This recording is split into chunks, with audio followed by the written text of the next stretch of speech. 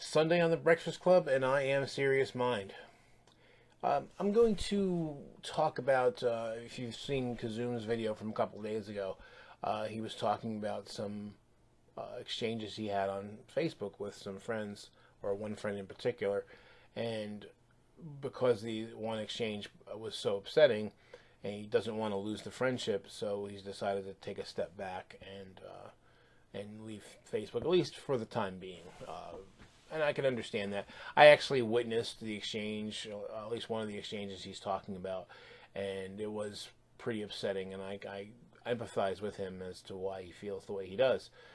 Um, and I've been in that situation many times. You know, at one time my Facebook friends list was much, much larger. Um, but I found that there were a lot of people that I liked, but I guess they're really more acquaintances than anything else. I'm kind of tight with the word friend, because to me, if I think that someone's my friend and they consider me their friend, that comes with a certain level of obligation. Uh, I try to, if somebody's a friend and they need something, if I'm capable of doing it without wrecking myself, I at least want to try. So I think if you're going to, it's kind of like what I talked about last week with ally. If the word ally comes with some strings attached, and I think the word friend does as well. Um, and so I found that there were people that were on my friend list that I might have liked, or maybe we agreed on one or two things, or we might share or one or something in common, maybe a hobby or something like that. But that's that maybe a friendship could start there, but it can't be, to me, it can't be the whole basis for a friendship. To me, you have something more in common than you both like baseball, or you both play cards, or whatever. That's my feeling. Anyone else can do whatever they want, but I don't confuse acquaintance and friend. I don't expect that any of my friends are ever going to come pick me up at the airport, and I might, if they live nearby, if the airport's close by, I might do so. But for friends, yeah, I've driven long distances and done a lot of things that I'm not going to enumerate. I'm not trying to brag, because my friends have done the same thing for me. Um, so, and it can be tough, particularly on any electronic media where you are writing as opposed to speaking. It's very easy to take what people say a certain differently than maybe it's intended. Although looking at what Kazoom was dealing with, I don't think he was. I think he was being quite generous to the other person because he doesn't want to lose that friendship.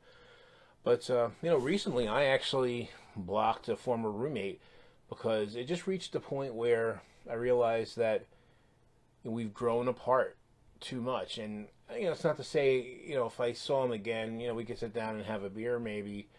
But this person's not going to be a big part of my life. They haven't been for a long time anyway, and I realized it's just not worth getting into these scrapes. So, and I've done the same thing. There's been times I've stepped back for quite a while because Facebook was really stressing me out, or my interactions on Facebook were stressing me out. And so what I ended up doing actually was I started paring down my friends list.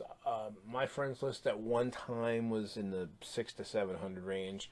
Um, I accepted most friend requests, and there were people that I hadn't seen since high school or earlier that were on my friend list because these are people I knew, maybe even in passing way back when.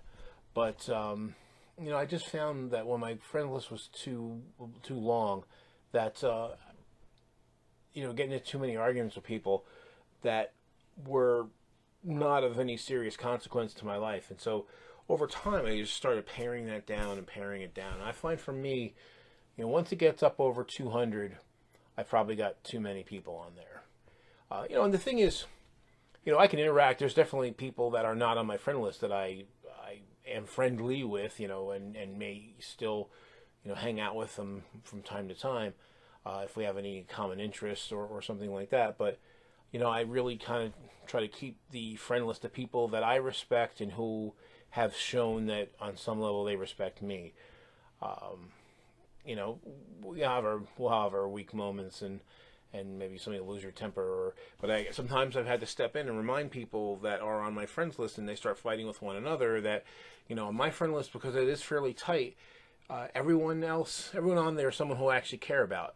So tread lightly with one another. I don't like to take sides in arguments with friends, and if you make me, you can guarantee it won't be you.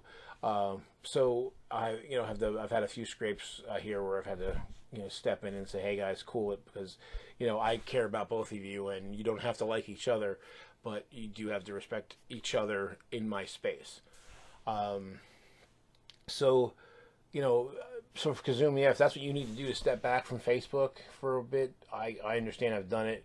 There was times, I remember a while back on this channel actually, I mentioned I was feeling really depressed and everything, and Facebook was contributing to that. And when I stepped away, I felt a lot better, and I limited my access.